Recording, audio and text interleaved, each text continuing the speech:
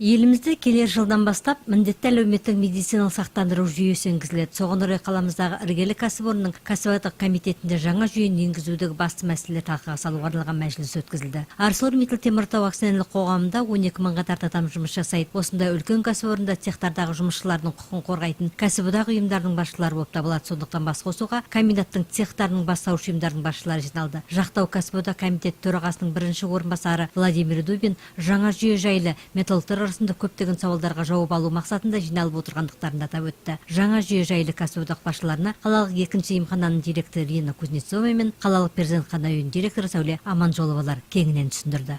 ArcelorMittal Теміртау – это наш градостроитель. ArcelorMittal Теміртау акционерлік қоғамы қаламыздағы үлкен кәсіпорын. Оның цехтарында 12 мыңға тарта адам жұмыс жасайды. Бүгін біз цехтардың кәсіподақ ұйымының басшыларына міндетті әлеуметтік медициналық сақтандыру жүйесін енгізудің басты аспектілер жайлы түсіндіріп, олар өз еңбек ұжымдарында жұмысшыларға кеңінен түсіндіріп жеткізеді деген ойдамыз. Оларға міндетті әлеуметтік сақтандыру жүйесінің елімізде қолданыстағы пакеттер жайлы түсіндірдік.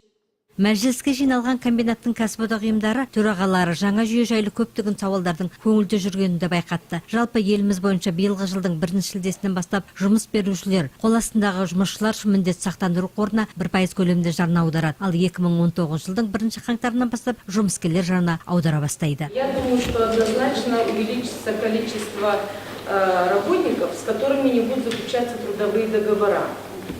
Об этом мы говорили уже в Ахимате, но на первоначальных совещаниях.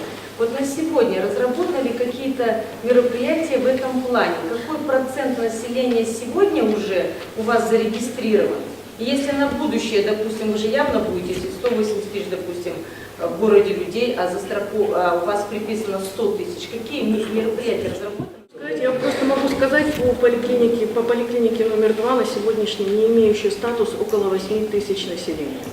Вот мы сейчас активно, если вы заметили, за субботу-воскресенье по квартирам наши сотрудники проходят, дают разъяснения именно не имеющим социальный статус. Қазіргі таңда жаңа жүйеге байланысты емханаларда статусыңды анықтау акциясы өткізуде. Мұның мәні әрбір тұрғын міндетті әлеуметтік медицина сақтандыру жүйесі бойынша көмекті қалай алатындығы. Қала тұрғындары емханаларға келіп статусын анықтауларына болады. Сейчас необходимо определить свой статус.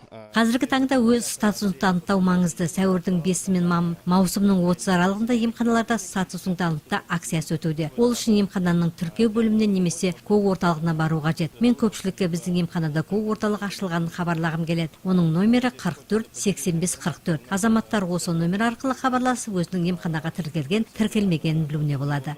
Азаматтар статус анықталмаса, еңбекпен қамту бөліміне не халыққа қызмет көрсету орталығына барып жұмыс жасайтындығы туралы анықтама алуы тиіс. Ал егер кәсіпкер болса немесе өз-өзін жұмыспен қамтушы болса, ол кіріс басқармасына барып тиісті кеңес алу керек.